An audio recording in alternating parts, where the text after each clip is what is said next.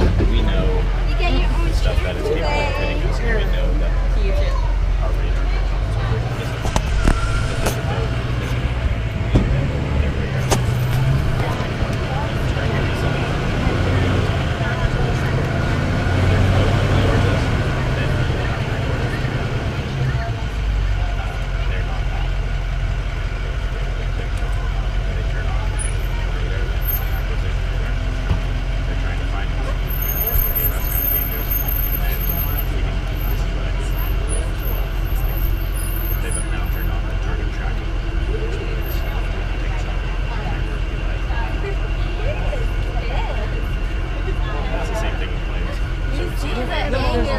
Russians were like flying over aircraft carrier, and they were doing kind of provocative, like flying real close and strobing us, but they never had anything.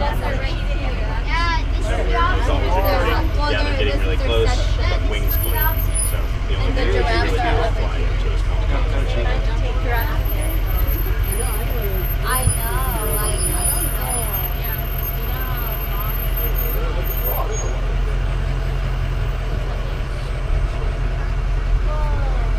Welcome to Safari Park. All right, let's try this again. Can everybody hear me? If you can hear me, give me a thumbs up. Let me know you can hear me just fine. Did any of you hear anything I've just been saying for the last 5 minutes? Oh, that's just wonderful. All right, we're going to start over. Welcome aboard the Africa Tram, everybody. My name's Ashley. I'm going to be your safari guide and your driver today. So I want to go over a few safety suggestions. Those of you sitting next to the doors on either side, can you give them a little push? Just make sure they're latched. Okay, notice that these doors, they're just latched. They're not locked, and they're really not meant to support your body weight, so please don't be leaning on them at any time. If you have any personal belongings, hold on to them close. If something falls overboard, I'm unable to stop to pick them up for you. Those of you in the second and third trailers, take a look on the ceiling for me.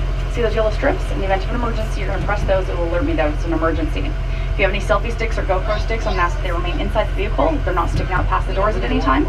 If you have cell phones, I'm going to ask that you turn off your cell phone ringer. And then, yeah, I think that's pretty much what I said in a nutshell. All right, so we're now on safari. On our left-hand side, we are now in East Africa. Now, this is one of our largest exhibits here at the safari park. It's situated on over 60 acres of land. There are giraffe out there and rhinos out on the hillside. As you can see, we're going to come back here at the end of our safari, though, to spend more time with them. Now, the exhibit on the right was for the cheetahs, but I didn't see them from where I was at, so we're actually going to come back and spend more time with them at the end as well. I'm good. I'm just gonna have it on there. So we've got our cute buffalo down there in the valley, also with the Rothschild's giraffe. And the southern white rhinos that you saw sleeping on the hill there, they are one of our foremost species. We are the foremost breeding facility for them, having 95 baby southern white rhinos born. We're passing by this pond here, which is home to many local birds like those black ibis that you see. But on the other side of that fence line, you will see these tall pink birds, which are definitely not local. These are actually our greater flamingos. And as you can see, we have one of our bird keepers out here checking them out, looking for maybe, possibly some new hatchlings. We've had lots of eggs down there and lots of new babies recently. So if you see the gray ones that are down there, little gray puffballs, those are new baby greater flamingos. The first time in 6 years that we've seen baby flamingos out there, so we're really excited about that.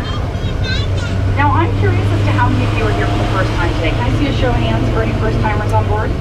Awesome. Well, welcome to San Diego Zoo Safari Park. So I'll tell you a little bit about our background then. Originally, we were just a private breeding facility for the San Diego Zoo. And we opened in 1969 as a private breeding facility. But then, you know, people were so curious as to what was going on out here in the valley of San Pasqual and Escondido, why there were rhinos and giraffe and all these other really cool animals. So we opened for the public in 1972. Now, all of this that you're seeing today was actually the vision of a man by the name of Dr. Charles Schroeder, who was the head veterinarian of the San Diego Zoo and the director for many years. And he came out here to San Pasqual Valley and he looked around and he thought, you know, this would be the perfect place to recreate natural habitats for animals. And I'll talk more about that in just a moment, but I want you to pay attention to what we're looking at here on the right. You have to look closely. So you'll see this tree with the sprinklers. Look behind the rock pile. You will see some more large boulders, but they're not boulders at all. They have ears and eyes and a nose and even a horn. There's the rhinos. In fact, there's 6 southern white rhino females in this exhibit. This is our Rhino Rescue Center. These females actually are wild-born rhinos. They came here all the way from South Africa just a few months ago by plane. They were brought over here because they were living in a high poaching area where they were in danger of being hunted for their horns. So we gave them a new safe life here at the safari park, and we have high hopes for these ladies. We are hoping that they're actually going to be the future surrogate mothers to the northern white rhinos. Now the northern white rhinos are the closest living relative to the southern white rhinos, but unfortunately there's only 3 individual northern white rhinos left in the entire world. That's right, just 3 individuals. If something's not done, they will go extinct because those 3 are not breeding. Thankfully though, on the other side of our Rhino Rescue Center, we have our Institute for Conservation Research. Within that facility is where we have our frozen zoo, where we house frozen sperm, egg, and DNA belonging to many different endangered animals, including those northern white rhinos. So we're hoping to use that material, and like I said, I'm hoping that we'll see some northern white rhino babies out here with those southern white rhino females that have their mother. And the male rhino was there, he was chasing him. Now we've just now entered into South Africa. You're going to see lots of pelicans around this pond. These are the great white pelicans. There's also some Dalmatian pelicans out there, so they're all native to Africa. So as I mentioned, all this that you're seeing was the vision of this man, Dr. Charles Schroeder. So he had come out here and he thought, you know, this is a perfect place to recreate these large natural habitats. He thought, let's get captive animals out of cages and give them large open field exhibits where they could have room to run and jump and play and go on feet. He thought perhaps if these animals were given more room to roam around in, that maybe it would increase the rate of breeding, and perhaps more babies would be born.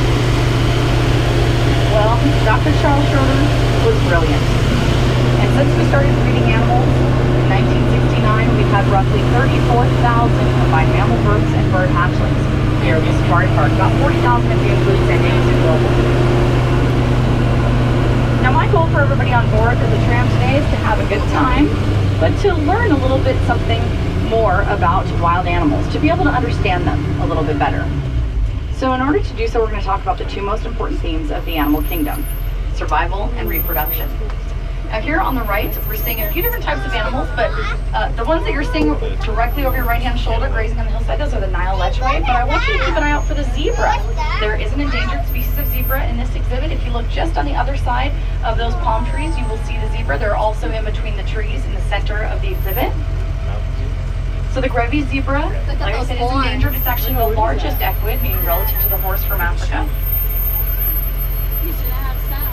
As we're passing by one of our horticulturists here, hard at work.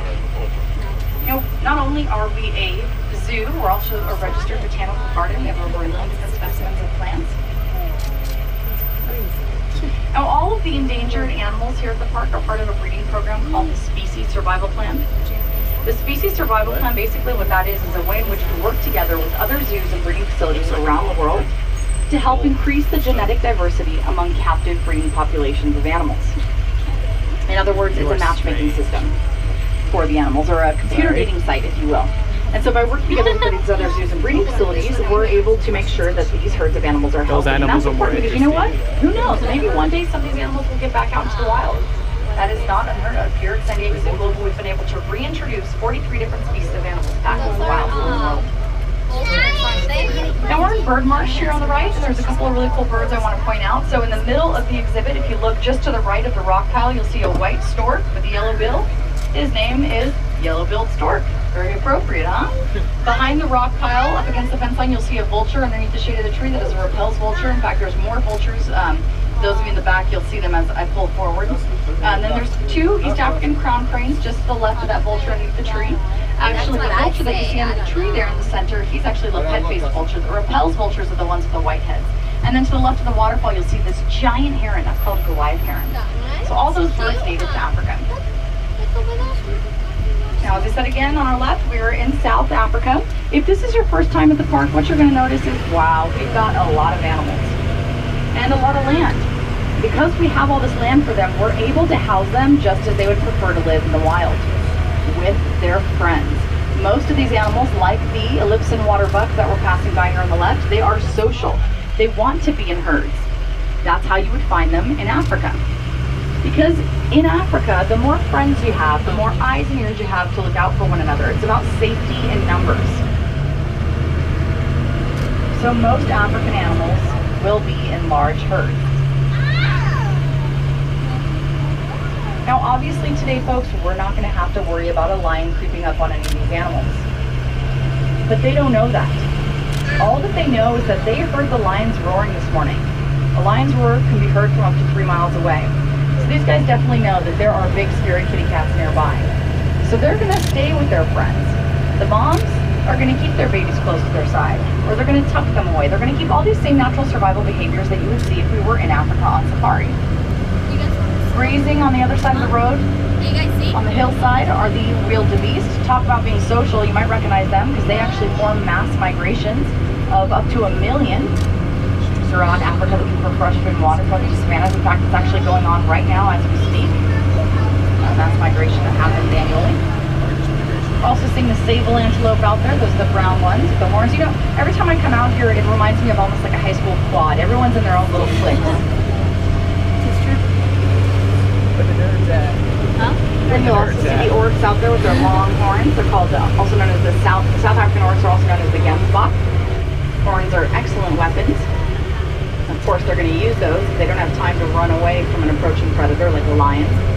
They've actually been seen to get down on their knees. They'll put their head down and use those horns for lion shish kebabs. Oh, nice.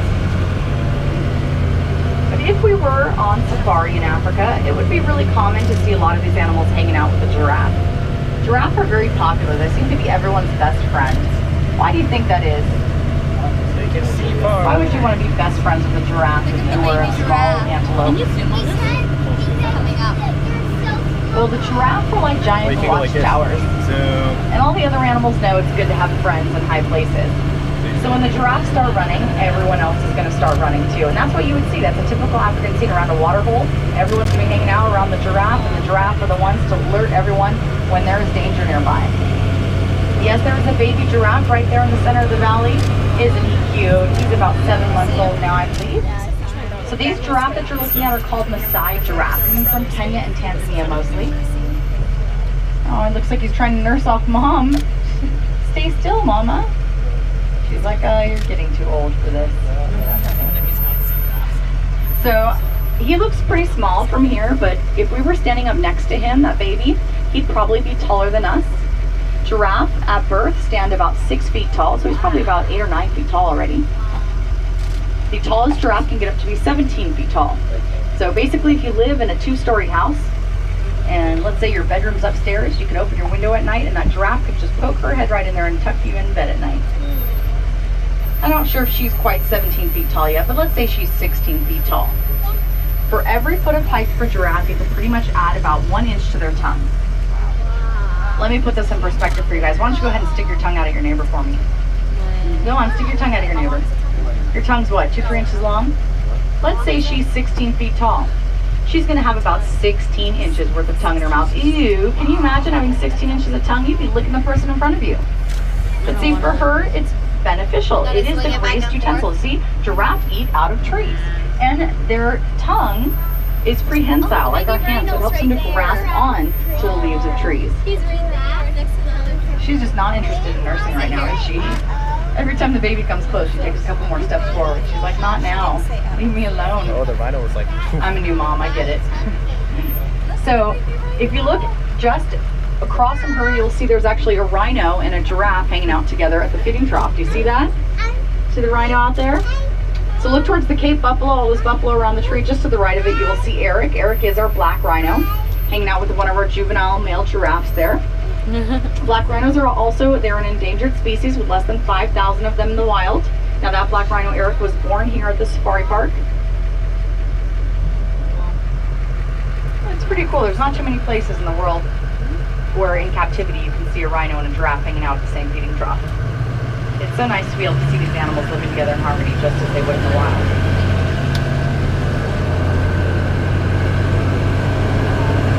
And the rhinos love hanging out with the giraffe because rhinos, they have the worst eyesight. They can only see clearly about 15 feet in front of them. Think about it. If you're a rhino, why would you have to have good eyes? You don't have much to worry about naturally in the wild, right? Not when you're an adult. You don't have to worry about the lions or anything. You're too big. But their giant ears make up for that lack of eyesight. Their ears can rotate 180 degrees. They're like satellites right there on the side of their head. And the Cape Buffalo, although they are a prey animal, you know, they don't have a lot to worry about either because they band together with their friends. They're known as the mobsters. And if the lion were to approach them, they will actually band together and try to charge the predators away.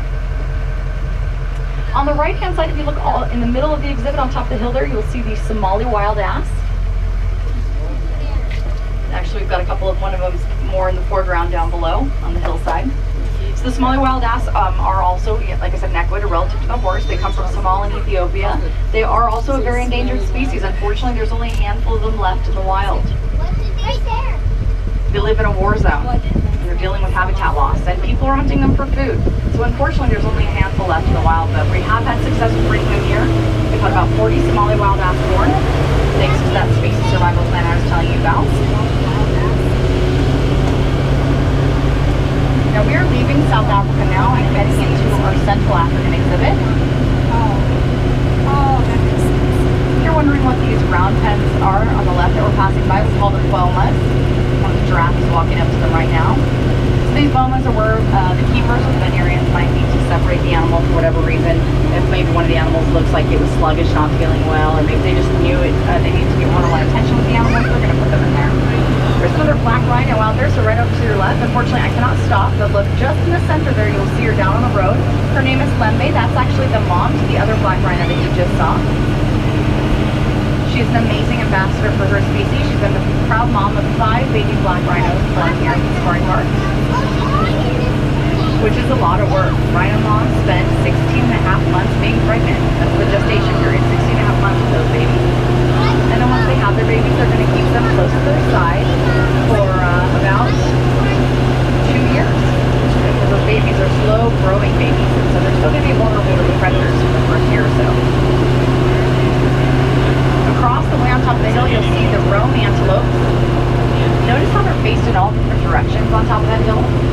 We call that an alert circle. They're all keeping their eyes and ears out because they never know from which direction that lion is going to approach them. And yes, there is a caravan out there with them right now. And it's one of our premium caravan safaris in which we offer. If you too want to get on the back of one of these trucks and get out in the middle of the exhibit with the animals, go to any ticket booth, they'll tell you more about it. It is an amazing experience. You can even have the opportunity to feed a giraffe from the back of one of those trucks. I'm going to come up here and stop for a moment on this hill so we can enjoy the view. Just take a moment to take it all in.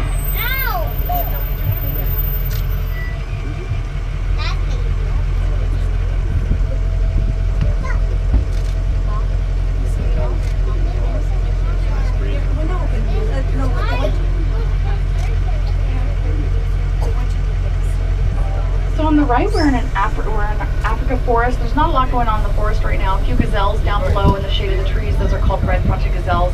We have pelicans on either side, are both from Africa. The pink-backed pelicans on the right, the great white pelicans on the left. So this view that you're looking out onto, from this pond all the way down to South Pond, that's about 90 acres. If you've ever been to the San Diego Zoo, to put it in perspective, you can pretty much put the San Diego Zoo within these 2 exhibits. And that's huge. San Diego Zoo is one of the largest zoos in the world. But here at the safari park, we're humongous. We're situated on a total of 1,800 acres, 1,800 acres of land. Only half of which is actually used for the park and the animals. The rest of it, well, we choose to keep it just the way you see it. And if you go ahead and look over your right-hand shoulder as we're coming around the bend, or even look behind the tram up in the hillside, all this land is part of the safari park. So 900 acres is left the way it is because what you're looking at is called California Coastal Sage Scrub Habitat. And believe it or not, it's actually the most endangered habitat in the entire continental United States. And within this land live many different types of endangered plants and animals. And some of the newest plants. And here at San Diego Zoo Global, we recognize the importance of not just saving animals from around the world, but also those right here in our own backyard. So if you follow the road down in the center of Central Africa, you'll see there's a couple cattle down there, but also we have another chance to see that black rhino, Lembe. So I'm going to come up here and stop for a moment.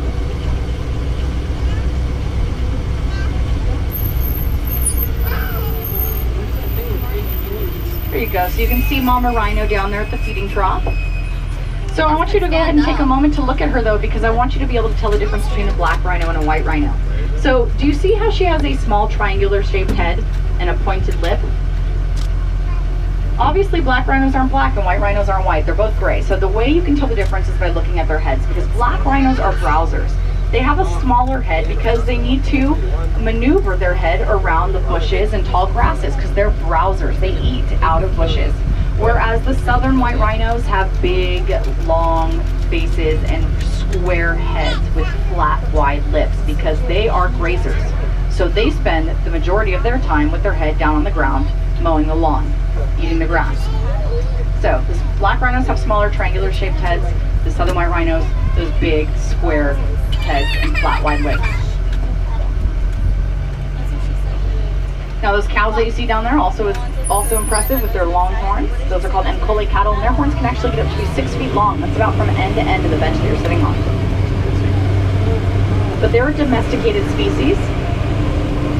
So why do we have a domesticated species out in the Africa Tram for you to see today? Well, these cows are actually really important to Africa. They've been domesticated in Africa, and they're very important to many tribes throughout Africa because they use them mostly for their milk, but also as currency, form of currency. Some tribes even still trade cows for brides. Got it. Barbary sheep to our left. Looks like a couple keepers are down there working hard in their exhibit. And we're now back into South Africa. So yeah, but these cows, you know, basically, if you're a tribesman in Africa and you have a cow with really long horns, like one of the bulls that we just saw, it's kind of like having a Bentley or a Rolls Royce here in the United States. It is a status symbol. It shows off your wealth. And then other tribes, like the Maasai tribe from East Africa, they even use cow poop, meaning cow dung, to build their houses with, their huts with. Pretty impressive, huh? Talk about being resourceful. In this valley here, you'll see more of the sable antelope. The big tan antelope that you might see around are called the Patterson Zealand. They're actually the largest antelope from Africa, with a dominant male coming up to 2,000 pounds. There they are. Here's the Patterson Zealand. A couple of babies also on the left. On the right, we're passing by North Africa. The deer that you'll see in North Africa, the brown ones, these are actually called Barbary deer, and they're the only deer that are native to Africa. The white antelope you see with the long horns are called the scimitar horned oryx. Now, here's another example of one of our success stories. So these guys at one time ranged all throughout North Africa, but unfortunately in 1970s through 1990s, trophy hunters almost completely wiped them out. They thought that they would be more beautiful on their walls than they would be living in the wild. Thankfully though, here at the safari park, we've had almost 600 baby scimitar horned oryx born. And we were able to take these animals and reintroduce them back into their homeland. So they're now living back in the deserts of North Africa. So we're really happy for what we've been able to do for that species. And like I said, 43 different species of animals have been reintroduced back into the wild around the world with San Diego Zoo Global. Including right here in our own backyard with the beautiful California condors. You can see them today if you'd like by getting up to Condor Ridge. We are now leaving South Africa. I've been talking an awful lot about the animals. I'll tell you guys a little bit about me and why I do this. Well, go figure, I love animals. So if you love animals, this is kind of a cool job. But you see, for me, this is not just my job, this is my passion. And I actually fell in love with African animals, especially when I was really young. Because when I was just 7 years old, my parents actually took me with them all the way to Africa. We spent a few weeks in Kenya and also Tanzania. And it changed my view of the world. Now, people think, well, you're only 7, how do you remember anything? But honestly, I have very vivid memories to this day. I remember things like seeing lions on their honeymoon. At least that's how my parents described to me what it was I was seeing.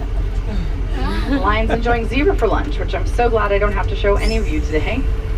I remember when our Jeep got too close to a herd of elephants and a dominant bull elephant came charging after us with his long tusks. Baboons were always causing havoc in our campsite. We had hyenas raid our kitchen one night in the middle of the night. I got to see the hippos rising from the rivers in the morning and the mass migration of the wildebeest. And I mean, it was just so amazing. And it stayed in my heart and my mind until I became an adult, which is why I decided to get back there. 10 years ago, I actually studied abroad for a summer in college in Kruger National Park. Now, the reason why I'm sharing with you all my experience in Africa is I want you to know that the reason why I do this is that every day when I come out here and I look onto the exhibits, as we're doing now, I'm instantly transported back to that magical place I fell in love with as a child. And And I want you to know that if you have not yet been to Africa, what you're getting today is really a unique safari experience. And this is exactly what I'm talking about right here, folks. How awesome is this?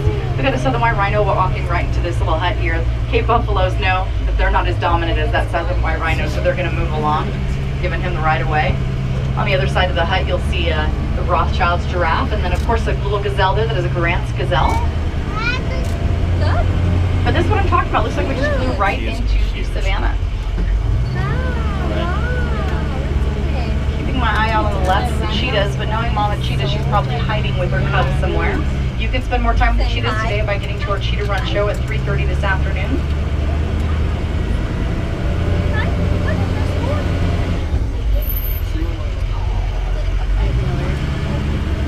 So we're in luck because we have one of our mom and baby rhino pairs out there. So as I mentioned before, we've had 95 baby southern white rhinos born here at the park. The one that we're going to see is named Kianga. She's about 9 months old now. She's following not too far behind Mama, right in the center of the valley here.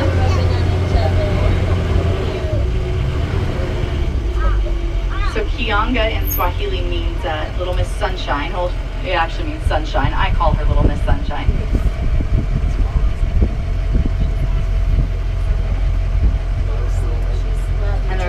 Even a younger baby rhino out there somewhere. He's hiding though with Mom. His name's Masamba. He's only a couple months old now. Unfortunately, folks, all rhinos today are either threatened, endangered, or going extinct because of those horns. Now, those horns that you're looking at are nothing but keratin. Look at your fingernails, your hair. That's basically what rhino horn is. Unfortunately, though, people in other countries, mostly in China and Vietnam, think that rhino horn is magical, that it can be used to cure cancer, used as an aphrodisiac, hangover cure, you name it, all of which is untrue. Nonetheless, though, rhinos continue to be hunted at a rate of 3 to 5 a day. To be honest with you folks, right now in Africa, it's worse than it ever has been. And conservationists are predicting within 10 to 15 years, these animals might no longer exist in the wild. They might be wiped out. Because there's such a high demand for the rhino horn that the poachers have a high incentive to go after them. The rhino horn is worth its weight in gold and diamonds, unfortunately. Cute. Thankfully, though, it is our vision here at the safari park to beat the fight against extinction, and we're doing everything we can to protect them. Obviously, we've had success with breeding them here, and we're going to continue to breed them. And also, we've got that Rhino Rescue Center, like I said, so we're trying to help with the northern white rhinos as well. We've also had success with breeding our Indian one-horn rhinos and the black rhinos, but all of them are threatened today. We're also lucky to see 2 of our giraffe up close here. Looks like I thought they were necking for a moment, but I think that they're just snuggling. Necking is when you see 2 adult giraffe almost like arm wrestling with their necks. But I think this giraffe here close to us is just using the other one as a neck scratcher. Look at their spots though. Not spots, they're different. How one of them's like. And as you're taking your last look, folks, at the rhinos and the giraffe, I want you to know that you're being heroes for these animals today. You know, giraffe are also endangered. They continue to be hunted by poachers and also as trophy animals. Elephants are endangered. A lot of African animals are endangered today. But by you guys being here today, you're helping us with these endangered animals. You're being heroes for wildlife because we are a non-profit organization, which means that all the money that comes into the safari park goes back to San Diego Zoo Global. So no matter what you do today, maybe you're taking out a caravan safari or maybe you're just going to buy lunch, all that money goes towards a good cause. Goes to the Institute for Conservation Research, which actually currently our institute is located in over 80 countries around the world. We've got about 160 different projects going on right now, including those reintroductions of certain species of animals into the wild. And you know, if you really love animals, you want to help save them, you can do so starting today in your own home. You can do things like recycle, conserve water. Those of you that are here in San Diego on vacation, I'm sure you're going to probably go to the beach sometime. If you're going to go to the beach, pick up some trash. That is a wonderful way to help save local wildlife. Or next time you go camping, pick up some trash, pick up after other litter bugs. Use less plastic. All these ways are wonderful ways in which you can make a difference. I'm going to stop here because we are at our lion camp and we do have a snoring lion right in the middle of the exhibit. Slumbering lion right there underneath the shade of the trees. She's blending in pretty well right in the grass, so you have to look closely just to the right of that log. Now you can spend more time with the lions if you'd like by walking up to lion camp. And I want to give a special shout out to any members on board. Your continued support means so much to us. We would not be able to be who we are today if it wasn't for people like you. You too can become a member if you're not one already. Just go to membership services on your way out. They're steep. I truly believe all these animals that we've seen today, folks, you know, they make our world a more wonderful place. And it's our job to protect them so that our children's children can appreciate them just as we have How do today. you stop this again? Alright folks, so my name's Ashley Douglas. If you guys have any questions, I'll be available for you at the front of the tram. Please remain seated until I come for your full and complete stop, at which point all you have to do is reach over to the and your right, grab a hold of the mouth, and